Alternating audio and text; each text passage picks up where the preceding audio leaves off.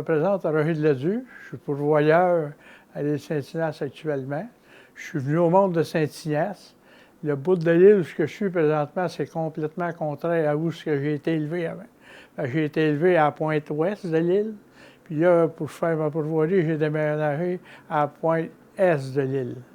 Mais ça a parti sur une partie de terrain de mon père que j'ai bâti la première pourvoirie. Mais entre-temps, j'ai fait mes études à Saint-Ignace, à l'école du village. Ensuite, on allait à Berthier au secondaire, à l'école Saint-François.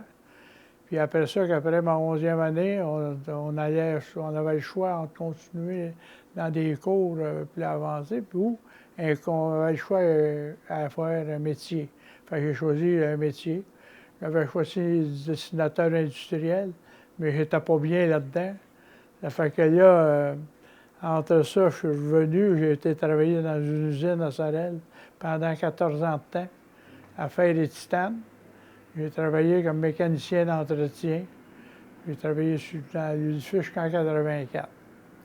Fait que de là, tout ça, puis là, j'étais tanné de travailler dans les chiffres, puis dans la poussière, puis tout. Puis j'étais vraiment un amateur de plein air, de chasse au canard, le trapage, la pêche, tout ça. Fait qu'un bon matin, je demandais souvent à des gars pour aller à la chasse, puis ils manquaient tout le temps de partenaires. J'étais tout le temps de ça, puis 3-4 fois par semaine, je me tombais tout seul, puis moi, j'aurais voulu y aller à tous les jours. Ça fait que quand j'ai vu ça, j'ai dit, tiens, on va partir d'un service de guide. C'est là que ça s'est commencé en 81. J'ai décidé de partir ça. Ça fait que là, puis ça a donné juste dans un bon temps. Tu avais les démarrais à Pierreville qui faisaient beaucoup de canards, puis ils étaient rendus âgés, ils lâchaient, eux autres. Puis là, j'ai quasiment comme tombé tout seul un bout. Ça fait que ça a été très bien. Puis moi, il y avait le magazine Chantier Chasse-Pêche qui avait parti au début des années 70. Ça fait que j'ai appelé la direction du magazine. Je les ai rencontrés, on s'est rencontrés à la pourvoirie. Je les ai emmenés visiter pour lui montrer ce que je voulais faire. Puis toutes ces affaires-là. Puis là, ça s'est enclenché là. Puis ça a parti très vite même. Je pensais jamais que ça pouvait débouler vite de même, des fois. Ça chasse par paille. Parce que je me suis ramassé à faire des films en 84 sur la chasse au canard. Puis je dois en avoir fait une centaine en tout. Des affaires de chasse et pêche, c'était des îles. Puis il y a eu des affaires d'observation d'oiseaux. J'ai touché à peu près à tout ce qui pouvait se faire au lac en frais d'observation d'oiseaux, de chasse et pêche. Puis là, en cours de route, on a décidé de mettre le volet de pêche blanche. Ça, c'est arrivé à un moment donné, l'hiver, c'était long, fait que j'ai décidé qu'on faisait de la pêche blanche. Fait qu'on a fait quelques cabanes, puis ça a commencé. Puis là aussi, ça a fait comme les autres, ça a déboulé encore, bien du monde, puis bien des cabanes, puis j'étais assez hasardeux, tu sais, j'ouvrais grand chemin, on allait loin, puis dans ce temps-là, la pêche n'était pas bonne, elle était très, très bonne. Ah oui, tu avais du gros poisson en quantité, tu avais de la perche chaude. Moi, je me rappelle, les années 80, je pouvais emplir des poches de grains de perche chaude, là. Il n'y avait pas de limite, puis il avait dit que tu pouvais prendre ça à volonté. Puis à cette heure, on n'a plus le droit de la pêcher parce qu'il n'a plus. Fait que c'est de même. Ça, on a fait. C'était toute une évolution qui s'emmenait d'une affaire à l'autre qui a fait que la pourvoirie s'est rendue ce qu'elle est rendue là. Là, actuellement, là, on est en train de préparer l'été. On est en train d'installer la marina, puis les pompes à gaz, les quais pour les clients. Parce que je reçois à peu près 70-75 clients qui ont le quai ici. Puis, dans une rampe de mise à l'eau, que les gens peuvent mettre à l'eau, le stationnement en arrière. Puis, moi, je donne un service que je dessert tous les gens des îles qui ont le chalet.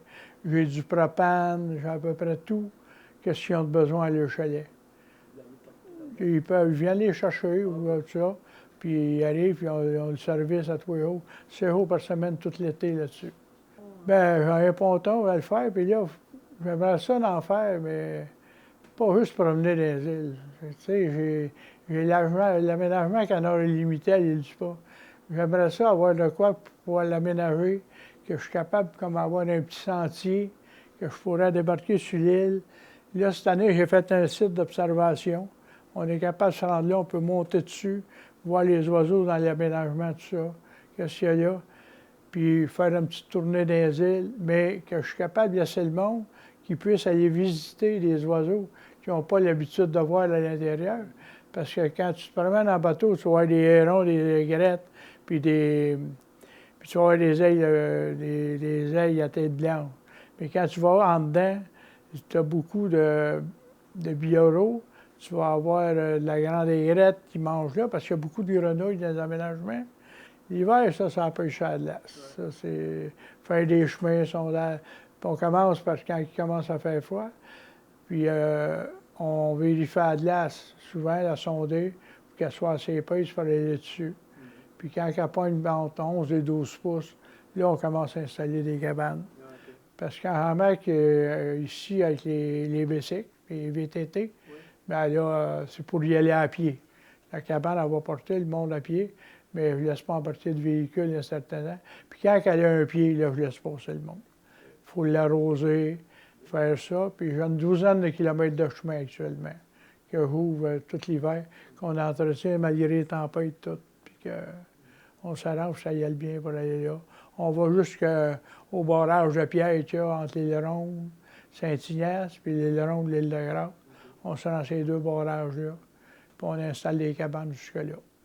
Les projets d'avenir, c'est d'essayer de finir ça, que ça y aille très bien, puis être bien tranquille. Rendu à 74, là, on commence à diminuer un peu. On slack un peu les affaires, puis ça c'est le mieux, mais je veux que ça reste ouvert. Tu t'occupes juste de faire chasser les autres, faire pêcher les autres, puis il faut que tu t'arranges, que tes clients aient au moins des chances sur le poisson, puis qu'ils aient au moins des chances à la chasse. Tu sais, c'est pas toi, il faut qu'ils tirent le canard, il faut qu'ils tirent eux autres même le canard. C'est pas toi, il faut qu'ils pognent le poisson, c'est eux autres, il faut qu'ils pognent le poisson, si tu veux qu'il y ait du plaisir. Parce que sans ça, arrête au métro, puis va t'asseoir dans le parc averti. Ça va te coûter moins cher, puis tu vas faire ton affaire, tu sais. Plein de nouvelles affaires, des personnes pour surveiller la pêche, tout. Puis que, tu sais, le monde va dire, ça coûte cher, mais ça, c'est pas cher, ça. Moi, c'est 55$ par année, là, avec le nouveau tarif, là. Si tu pêches un peu, c'est pas là on rentrer dedans, là, que t'es gagnant, mais ça t'a créé que tu peux venir avoir plus de poissons, plus de meilleure gestion. Mais actuellement, c'est qu'il y a beaucoup de monde au lac Saint-Pierre, ça prend absolument ça. Parce que je ne sais pas le nombre de pêcheurs qui peut passer, mais je suis sûr que moi, quand j'ai commencé à pourvoirie, puis actuellement, ça a triplé puis quadruplé les pêcheurs au lac, là.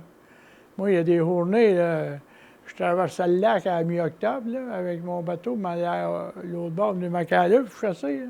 Puis, j'étais pas loin de Nicolette, là. Puis tu regardes en allant vers Sorel, c'était une ligne noire de chaloupes sur le fleuve qui était à la pêche. As-tu pensé le nombre de monde qui pêche là, puis tout le monde de trafic? Fait qu'il est temps qu'il y ait de quoi, qu'ils coupent les saisons, qu'ils fassent de quoi, puis qu'ils rapetissent les limites. Ils en ont parlé, puis ça, moi, je suis super d'accord avec ça.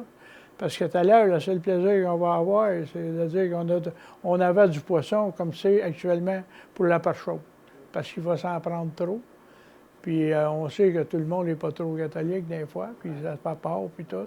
Moi, je me dis, on est rendu en 2024-2025, mais qu'il devrait y avoir des affaires que c'est plus contingenté que ça pour aider les poissons.